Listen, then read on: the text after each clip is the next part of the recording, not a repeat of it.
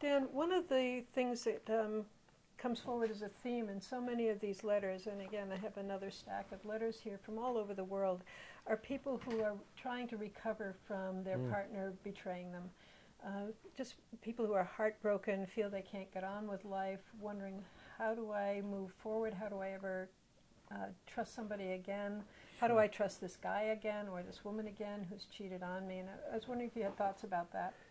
Yeah, I think that that's really important, because if you don't find a way to heal from it, what'll happen is you'll take a lot of the not okay experiences from that relationship and sort of bring them forward into the next one. It kind of will recreate a situation that won't be good. So probably the first thing is to make sure that you really let yourself feel the pain of it.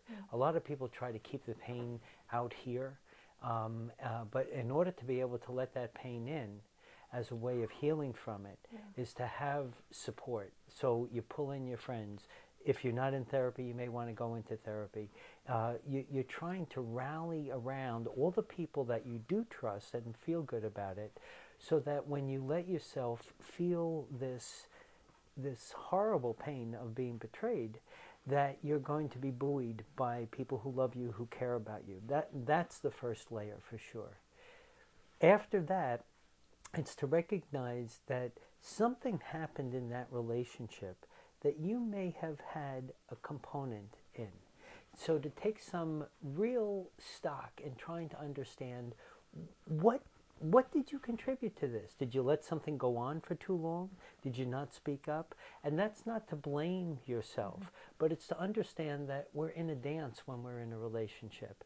And part of that person's behavior may be contingent on what you've done to let that behavior continue, too much tolerance, too much permissive,ness, whatever it is, but to look at yourself. One of the things that I do for myself when a relationship is rocky is I try to, what I say to myself, if I were to write the story as if it were entirely my fault, what would I say? Oh, that's good. Not that I believe that it's my fault, but I'm just trying to get enough distance from my feelings to say, all right, I know somewhere I have some responsibility in this. So what if it was really all my fault? Now, the danger, of course, is not to then start to think it's all your fault. Yes, right. Because it's never all your fault. Right. But one way to find where you actually have some control, where you actually have the ability to change things, is whatever piece is mine. Yes. Whatever piece is mine. Yeah. So.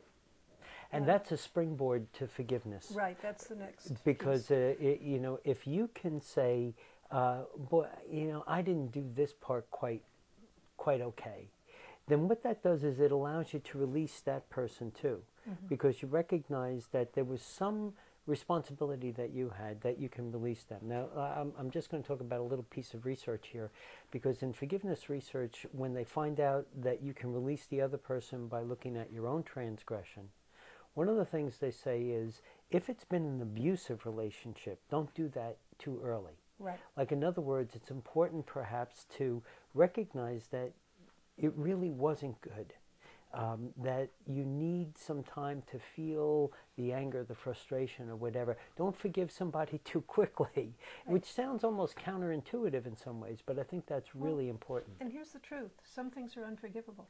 True. That's just true. So what you're speaking to is, of course, there's a huge range from a relationship that probably we shouldn't have gotten into in the first place, and that's where, again, I have a responsibility. I let myself do that. Right. But it really is an abusive relationship. Yes. And on the other end of that spectrum are two good people who are doing the best they can. Absolutely. And then they find that their values are different, or their principles are different, or their expectations are different, or the timing's just wrong. Right. And how do we let each other go in a way that wishes each other well, has some integrity to it, and right? Continue on. Maybe I can just summarize the pieces so far. The first thing is to let yourself feel the pain, but you do that when you have a lot of support. The second thing is to try and learn, what role might you have had in supporting that person's behavior, so that you're going to learn from this experience and carry forward that learning into the future. And then ultimately, by doing that, to find a way to forgive that person, not forget, but to forgive them in a way that lets you free to have a relationship with somebody else that doesn't carry the baggage from that Right. relationship forward.